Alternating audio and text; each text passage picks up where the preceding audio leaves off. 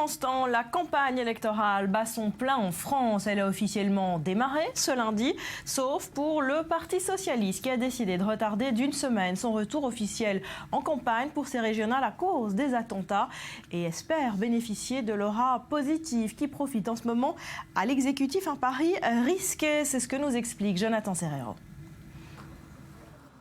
Le compte à rebours est enclenché avant les élections régionales. Les Français vont élire leurs 1757 conseillers régionaux.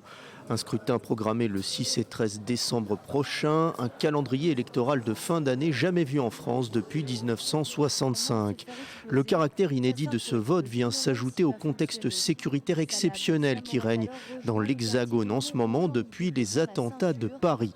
Le deuil national à peine terminé, la campagne a repris ses droits lundi. Marine Le Pen a relancé les hostilités en tenant meeting lundi à Amiens. Pour la présidente du Front National, plus que jamais en tête des sondages dans la région Nord-Pas-de-Calais, pas question de changer de credo. La sécurité des Français passe avant tout. Pourquoi est-ce que je changerais de discours alors que tout le monde se met à dire la même chose que moi? Ce serait assez paradoxal, vous l'admettrez. Bon, je ne vais pas me mettre à changer d'avis quand tout le monde s'aperçoit que j'avais raison. Oui, mais voilà, les Républicains n'entendent pas lui laisser le monopole de la protection de la population. Lors du Conseil national du parti, le 7 novembre dernier, son adversaire dans la région Nord, Xavier Bertrand, entendait déjà rendre la confiance aux Français.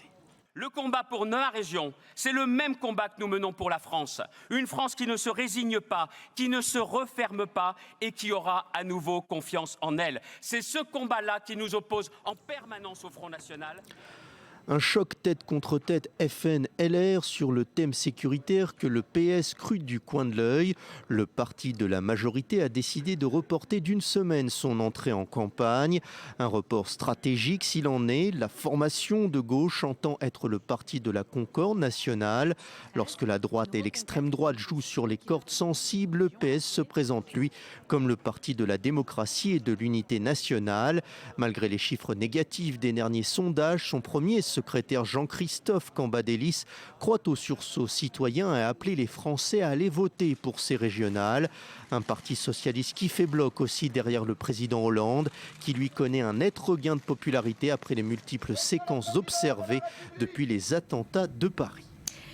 Ralliement derrière l'exécutif en temps de crise. C'est donc le résultat qu'espère obtenir le PS pour ces régionales. Et pour ce faire, on l'a dit, il n'est pas encore entré en campagne. Le Parti socialiste est pourtant accusé de vouloir surfer sur cette vague des attentats. Rudy. Oui, on ne s'en cache même pas du côté du PS. Regardez ce que dit Christophe Borgel, c'est un député PS en charge des élections au Parti socialiste. Il dit que la fin de campagne sera axée sur le fait que la démocratie et le vote sont des armes contre la barbarie. Une fin de campagne, donc le PS a décidé de reporter officiellement pour laisser passer l'hommage national de vendredi, officieusement pour profiter de l'atmosphère d'unité nationale autour de l'exécutif. Alors avant le 13 novembre, le bilan de François Hollande, c'était plus un boulet très difficile à porter pour tous les candidats PS qui désormais se rangent derrière l'aura du chef de l'État et surtout derrière son action face aux événements. Une stratégie qui est dénoncée par la droite, qui invite le PS à revenir dans le débat de ces régionales.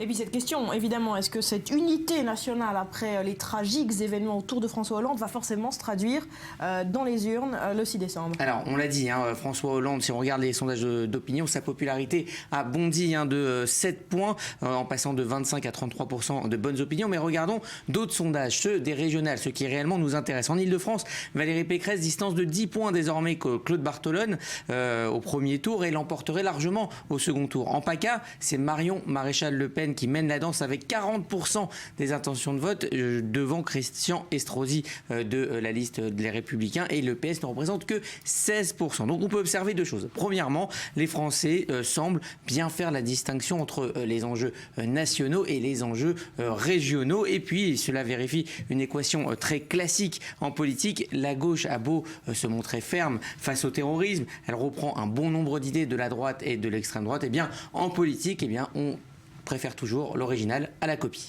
Voilà, on verra si ça se vérifie dans moins de 2 semaines. Merci Rudy.